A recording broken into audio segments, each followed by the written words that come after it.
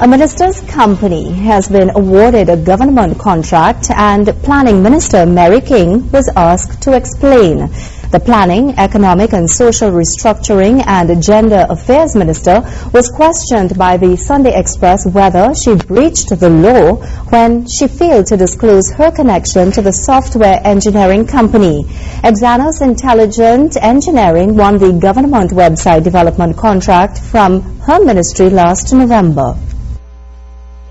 Minister King, an economist and a former independent senator, is listed as the corporate secretary and a joint shareholder along with her husband Dr. St. Clair King of Exanos, which is Greek for excellence. According to the Sunday Express's Kamini Mirage, investigations into the award of the near $100,000 website development contract found that the minister failed to disclose her interest in the family-owned business, was present at the opening of the bids, and was involved in the selection process of the 4-member evaluation team which picked Exanos. Denying all breaches, however, Minister King, in a telephone interview, insisted the government website development contract awarded to her family company was open and transparent and did not at all represent a conflict of interest. Documents obtained by the Sunday Express show, however, Exanos was not the lowest priced bidder and was just one mark ahead of its closest rival, Site Factory Limited, which bid $94,000. Minister King, a former chairman of the local chapter of the Transparency International, said Prime Minister Kamla Bissau-Bissessa had heard about it and was told of the process, given all documentation, and claims the Prime Minister is very satisfied.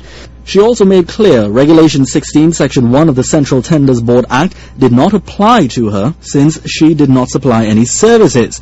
The section says a public officer or the spouse or any child of such person shall not enter into any contract for the supply of articles to or the undertaking of any works or services for the government.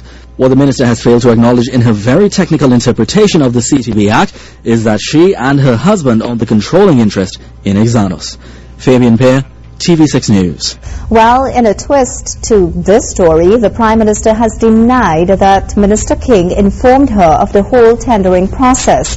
In a release sent from the office of the Prime Minister this afternoon, it stated that the matter was brought to Mrs. Bissau-Bissessa's attention after the process had been completed, and the Prime Minister made it clear on the basis of the information provided that it was highly inappropriate.